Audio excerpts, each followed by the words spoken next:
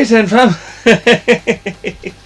So, as you can see from behind me, my good pal Wingy Gaming, who I've spoken about a number of times on this channel over the years, has issued a wee sort of a, oh, Zenblock, go make this video. And who am I to turn down a friend? I mean, after all, if not for Wingy, I would never have got my start in podcasting. And I love podcasting, and I miss it dearly since I don't get to really do it anymore. Because there doesn't seem to be any podcasts for a poor little Zenblock to join. Ah. So, when you did this video today, or basically it was like going, I've been out of the game for a couple of years, I've come back with a vengeance. How on earth do I find the mix of being a dad, being a worker, being a gamer, and I suppose also, when you get right into it, we're both also gaming YouTubers. How do you find the right mix? I mean, never mind the work-life balance.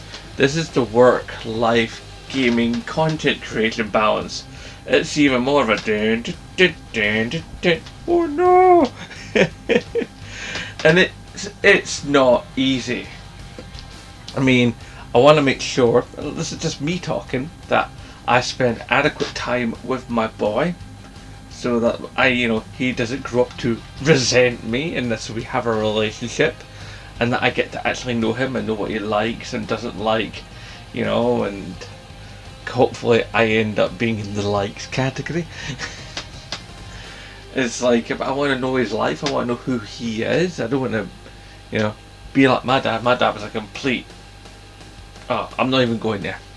I'm not going to distress or depress you, my awesome viewers.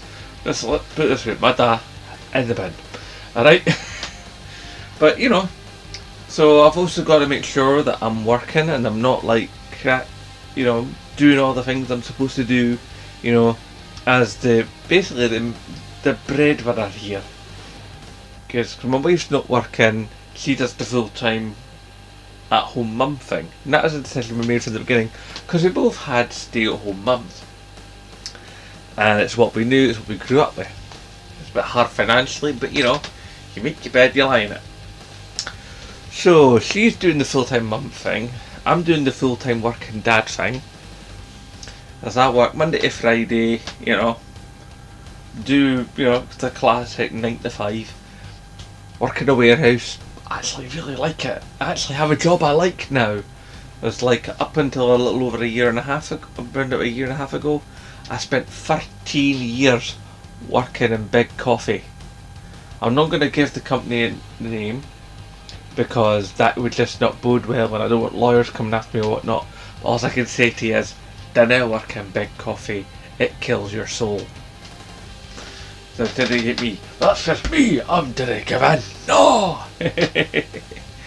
Nah, I'm not the kind of lie doing that. I think it's probably, just the kind of life I've led, that I don't give in, I don't kowtow, I just plough through and I move forward. That probably explains how I've done 8 years on YouTube, with very little growth, but I don't care. I do my thing and I go forward. So then there's also the gaming, and here's one of the weird things, right, about my gaming. I actually think I'm a better gamer now, in my mid-40s, than I was in my mid-20s. Weird, no? I'm more considered. I'm more ready to learn new techniques, and I'm a damn sight more patient than I used to be. I mean, I've always been a pretty patient guy, but that's growing up as a science fiction fan on this side of the Atlantic. Like back in the day, Wingy will remember this, and some of you older guys out there will remember this. Way back, BBC Two was the first UK channel to get hold of the rights for Star Trek The Next Generation. Right? We got the first season and a half, 2 seasons. Then Sky bought the rights. And Sky had the rights for about 5 years or something. And it was until all that time later that we eventually got Star Trek The Next Generation back on what we call terrestrial television, not satellite television. Because my mum was a single mum. She couldn't afford satellite telly. That was big time scratch. So, I had to wait 5 years to get to see the rest of the show I was loving. I know a thing or two about being patient.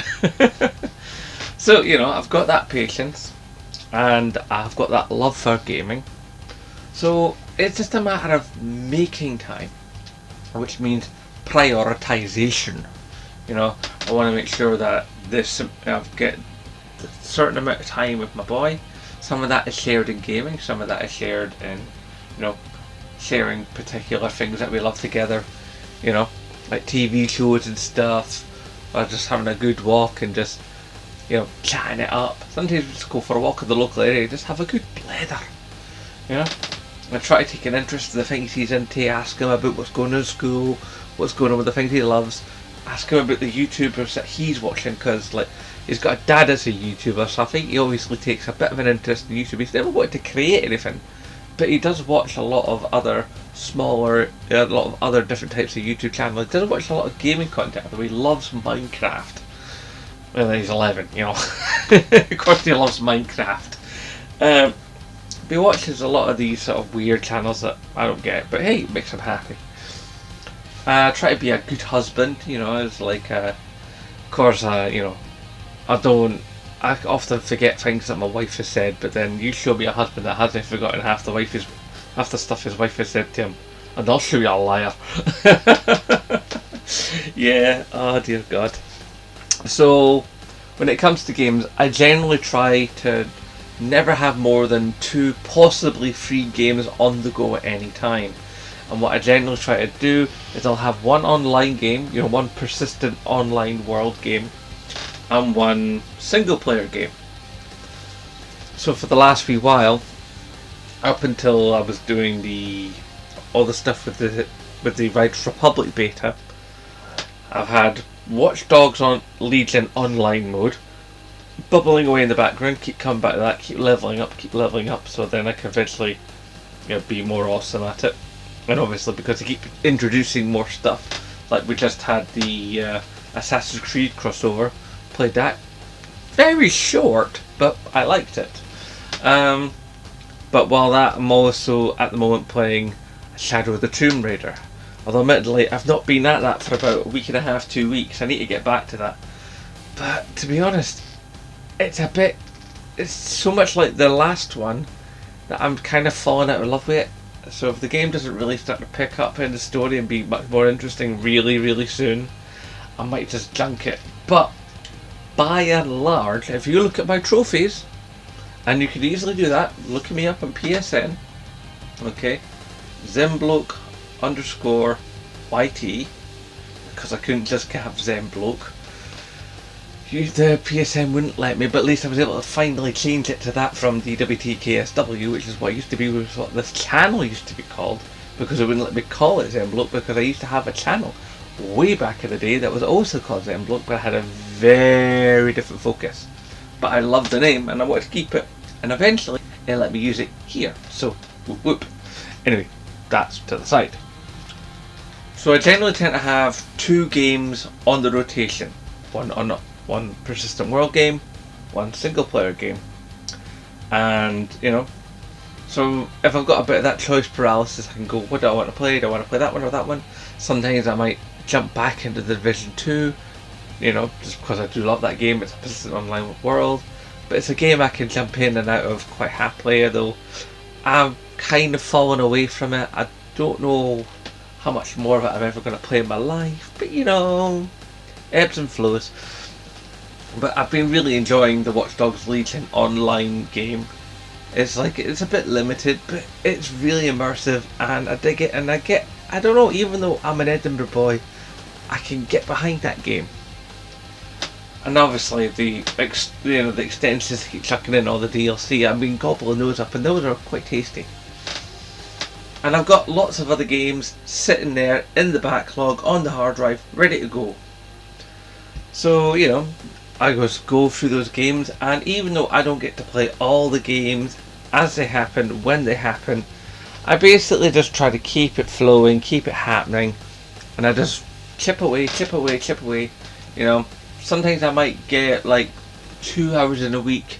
Sometimes I get really lucky and I'll get like 6 to 8 hours in a week. It's just luck of the draw. And I just keep going and going and going till the game is completed. Very seldom I do not roll credits on a game. It means I probably don't get to play as many games as some of my contemporaries. But I play my games to the level where I'm happy with them. Roll credits on them if I feel I want to, which I mostly do.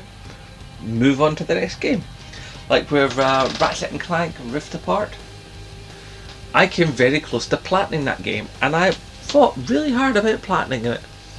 And I probably could have done it, except there was a couple of ones that, like, I knew that if I went for those trophies, I wouldn't enjoy the process of going for those trophies, so I didn't. You know, I don't stress about, whoa, what am I supposed to play? What am I not supposed to play? Should I really have played this? Should I really have played that? Is this in the zeit? No, I don't do any of that. I play for my pleasure. Because that's what you've really got to consider when you've been gaming as long as I've been gaming. And I've been gaming since I was a weein. I mean, the first thing I ever played was a tabletop 2-player Space Invaders Galaxian sort of a thing. I don't know what it was called. But yeah, it was 2 players on a tabletop. One either side of the table with basic controls either side of the table. That was the first thing I ever played. I was probably like about 3 or 4. And it's one of my earliest memories, and it's my earliest gaming memory. So I've been in gaming a long time. And I've seen ebbs and flows. I mean, I'm not young anymore. I'm not in my mid-20s or my early 20s when I could do a 24 with a video game. Like, I have this really strong memory from back in like 97 when I basically decided, you know what I'm going to do? I'm going to sit up the entire night and play Soul Calibur, and even though I don't have now that I finally got a memory card, I'm going to just go and earn all the weapons, all the costumes, to do all the endings, including the one with Mitsurugi with the musket. I did the lot. And the only thing that ever happened was about, I don't know what time it was light outside. And I remember at one point going, with my pad still in my hand, I fell asleep. I reckon for like about maybe 20 minutes I fell asleep and then shook myself off and went. But you can do that when you're in your 20s. Can't you quite do that in your 40s? You know, it's like, I stood out, I waited outside my local game store, my favourite one, for my pre-order for PlayStation 5 to be first in line for that, and then first in line again for actually picking it up on launch night. That's the kind of crazy nut job I am, but it's basically, it's strategic. It's where you can, when you can, how you can, and trying to pay attention to all the other bits. It's basically just a juggling act. Wingy also asked, how do you keep it going? How do you stay in the game? And to be honest, I don't know how I do it, because a lot of my gaming often tends to happen once my wife has gone to bed. Generally, if I'm lucky, if I can get on before 10:30, 11 o'clock. Usually I'll knock out an hour and a half, 2 hours. And generally speaking, I'm sacrificing a bit of sleep from before work. But luckily, I like to think I'm actually quite decent at my job, and I can do it really well, and I understand that. In fact, a lot of the parts of my job I've built from the ground up. It's in a lucky position, but then considering I'd had 13 and a half years of nail luck, I kind of like to think there's a little bit of karmic kickback. So yeah, I do probably sacrifice a bit too much sleep to play out of games, but then I love my games and I love gaming. I've always loved gaming. I probably always will love gaming. So yeah, I don't drink any sort of gamer fuel or Gatorade or that. I mean, I did used to love to drink proper, original, full sugar Iron Brew on the stream, but doing that on a work night, at 12 o'clock, be loaded with all that caffeine, I'd get no sleep. And you need to get some sleep. But yeah, I mean, I love gaming. I make space for it. It's the same with the content creation.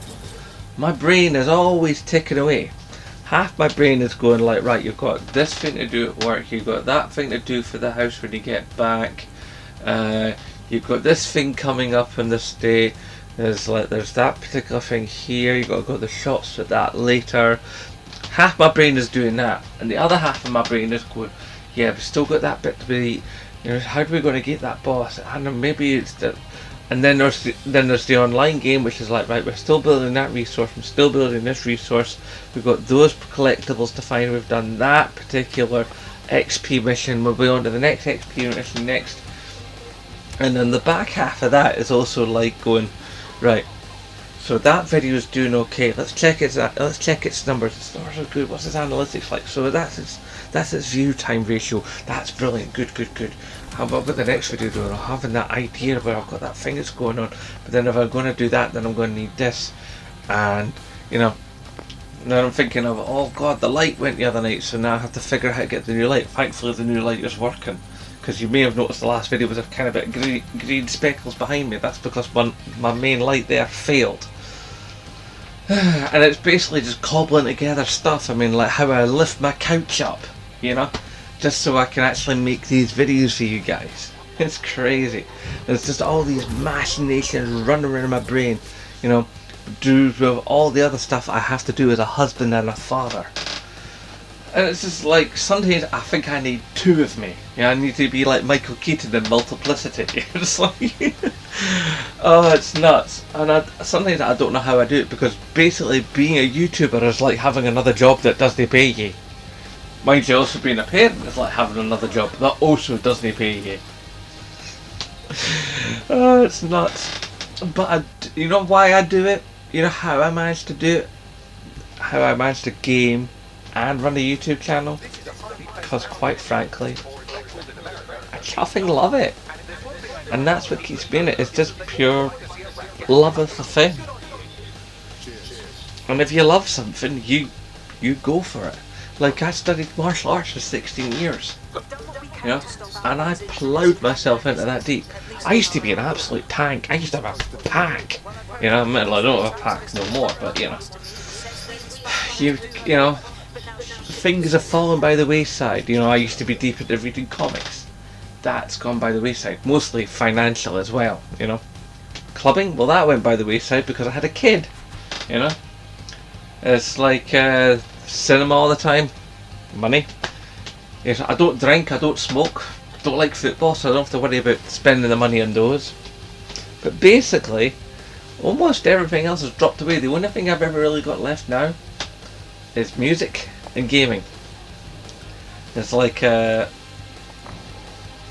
don't really get to go to gigs that much because, well, one, hello, the last 18 months.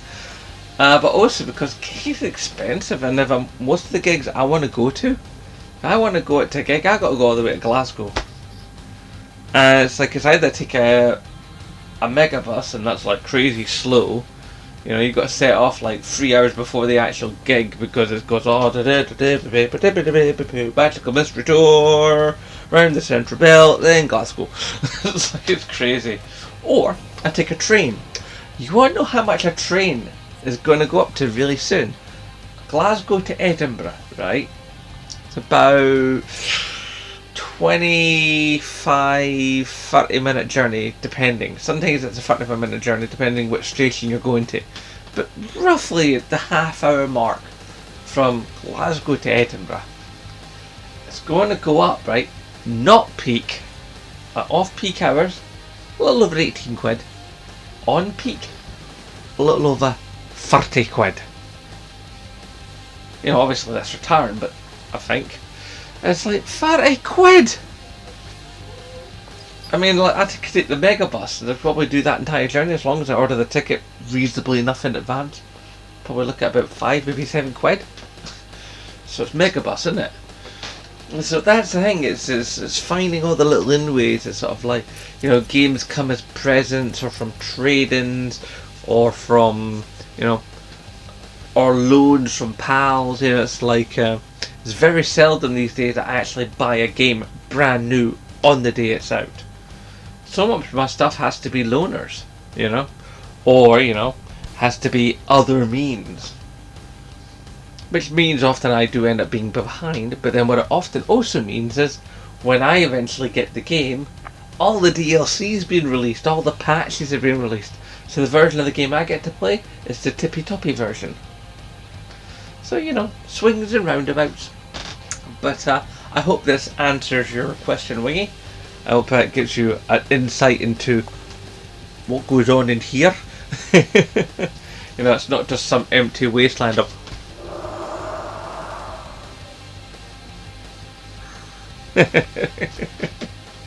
there's actually thoughts going on in this mad Scottish noggin. Okay guys, well there you go, you've had a bit of an insight into what happens. And if you are a long-term viewer of me and you've not watched any of Wingy's content, regardless of whether it's been the original Wingy Gaming channel, whether it's been his food, drink and cigar channel, one of his original boxing channels, but I don't know if he's still doing the boxing.